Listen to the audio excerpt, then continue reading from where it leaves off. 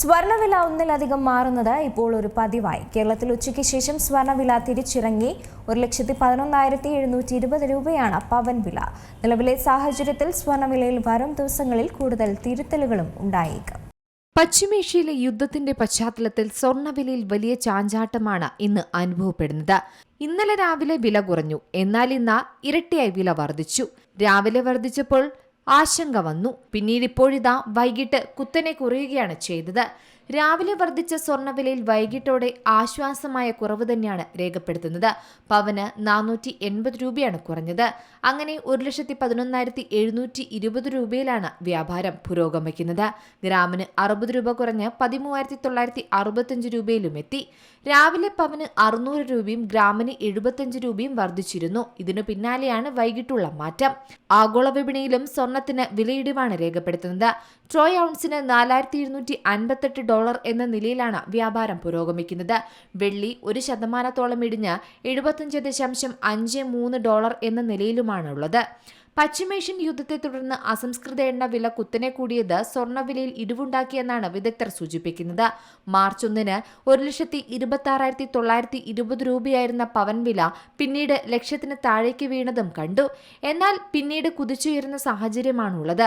ഇപ്പോഴും ഒരു പവൻ സ്വർണ്ണാഭരണം വാങ്ങണമെങ്കിൽ 1,20,000 രൂപ കയ്യിൽ കരുതണം.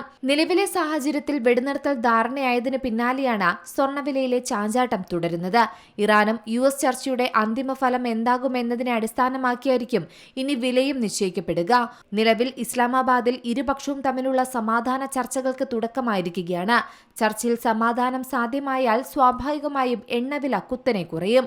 അങ്ങനെ വന്നാൽ സ്വർണത്തിന് വീണ്ടും സുരക്ഷിത നിക്ഷേപ പദവി തിരികെ എത്തും. ഇതോടെ ഈ മഞ്ഞലോഹത്തിന് ഡിമാൻഡ് വർദ്ധിക്കും, വില കുത്തനെ ഉയരും.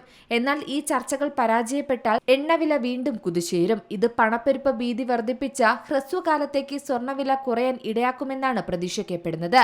US ഇറാൻ സംഘർഷം രൂക്ഷമായപ്പോഴാണ് സ്വർണ്ണവിലയിൽ വലിയ ഇടിവ് സംഭവിച്ചത്. ഒരു ഘട്ടത്തിൽ വില 1,00,000-ന് താഴേക്ക് വരെ എത്തി.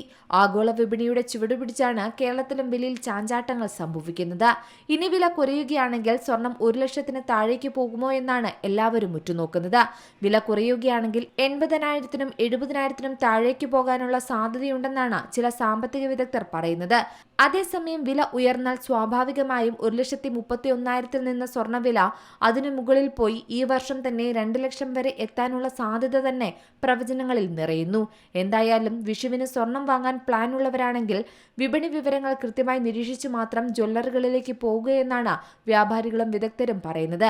അതായത് ആഭരണ പ്രേമികൾക്ക് ആഭരണം വാങ്ങാൻ ഇപ്പോഴുള്ള വിലക്കുറവ് ശരിക്കും ആശ്വാസകരമാണ് എന്ന് തന്നെയാണ് കണക്കാക്കപ്പെടുന്നത്. News desk Zee Malayalam news. ഏറ്റവും പുതിയ വാർത്തകളും വിശേഷങ്ങളും വിരൽത്തുമ്പിലറിയാൻ സീ മലയാളം ന്യൂസ് എല്ലാ ഡിജിറ്റൽ പ്ലാറ്റ്ഫോമുകളിലും ലഭ്യം.